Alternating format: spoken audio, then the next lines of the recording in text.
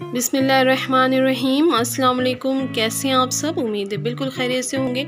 तो जनाब अल्हम्दुलिल्लाह मैं भी बिल्कुल खैरियत से हूँ। तो आज मेरे किचन में क्या बनने जा रहा है, तो आज मैं बनाने जा रही हूँ चिकन आलू के सालन, और एक नए अंदाज से, बिल्कुल रेस्टोरेंट स्टाइल से। तो आपको आज मैं बताने जा रही हूँ चिकन आलू का सालन। मेरे चैनल पे पहले भी एक दफ़ा मैंने इसकी रेसिपी शेयर की थी आपसे, लेकिन आज जो मैं तरीका आपको बताने जा रही हूँ ये बिल्कुल होटलों वाली जो तरीका होता है, जो रेस्टोरेंट में हम खाने जाते हैं, उस तरह से मैं आपको बताने जा रही हूँ। तो उसके लिए सबसे पहले मैंने 2 दरमियाने साइज़ के यहाँ पे प्याज को गोल्डन ब्राउन कर लिया है। तो यहाँ पे मैंने जब 2 प्याज को मैंने गोल्डन ब्राउन कर लिया है, तो मैंने कुछ खड़े गरम मसाले डाले हैं, जिनमें 1 छोटी चमची मैंने साबित काली मिर्च के लिया है, 2 दालचीनी के टुकड़े लिए हैं, और 4 से 5 लौंग लिया है। उनको ज़रा सोते करने के बाद मैंने यहाँ पे चिकन डाल दिया। चिकन मैंने धो लिया था अच्छे से, और तकरीबन 3 पाव हमारे पास चिकन है। तो चिकन को मैंने डाल दिया है। अब मैं इसको अच्छे सा फ्राई करूँगी। अभी नमक नहीं डालना है, नमक अभी मैं बाद में आपको बताऊँगी किस वक्त डालना है। तो अभी हम इसको सिर्फ अच्छे से इसमें बिल्कुल बहुत अच्छा सा इनको हमें जो है ना इसको भूनना है। तो ये देखें, इसकी शक्ल जब इस तरह से हो जाए तो 2 टमाटरों का पेस्ट आपको यहाँ पे डाल देना है। मेरे जो है मैंने पीस के फ्रीज़र करके रखा हुआ है, तो मेरे फ्रिज के हैं, आप बिल्कुल फ्रेश भी इस्तेमाल कर सकते हैं। तो बस अब मैंने टमाटरों में थोड़ा सा इसको पकाने के बाद मैंने यहाँ पे 2 चम्मच नमक का डाला है। मेरे पास छोटी चमची है, उसके हिसाब से मैंने डाला है। नमक जो है आप कम ज़्यादा कर सकते हैं। तो बस इसको मैं साथ साथ पकाती भी जा रही हूँ। टमाटर हमारा पानी छोड़ता है।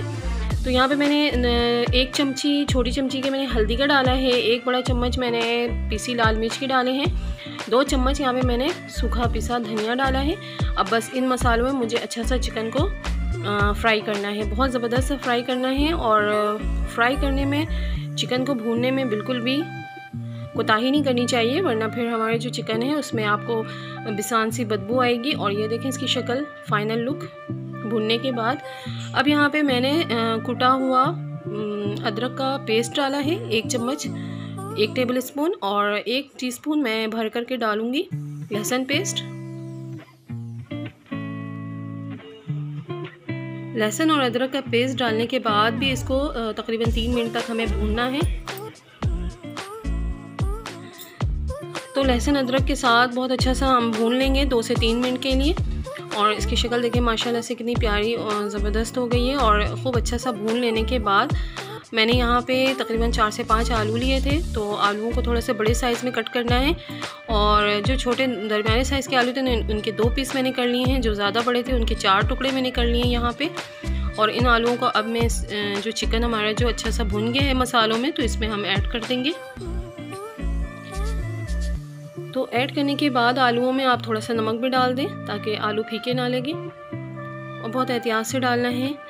ज़्यादा नमक ना हो जाए, फिर वो अच्छा नहीं लगेगा। ज़्यादा नमक हो जाए तो, कम होता है तो चल जाता है, ज़्यादा हो जाए तो फिर हम कुछ भी नहीं कर सकते उसको। तो बस इस तरह से जो है मैं अच्छे से चिकन के साथ आलू को भूनूंगी। और ये देखिए मैंने यहाँ भून लिया अच्छे से, ऑयल हमारा अलग हो गया है। अब यहाँ पर आकर के मैंने 2 चम्मच कोरमा मसाले का लिया था, तो वो मैं इसमें ऐड करूँगी, और इन मसालों में मैं अच्छे से इसको भून लूँगी। और यहाँ पे मैंने 4 से 5 हरी मिर्चों का लिया था, तो हरी मिर्चों को मैंने चॉप करके डाल दिया है। और सारी चीज़ें डाल करके आपको अच्छे से मिक्स कर लेना है।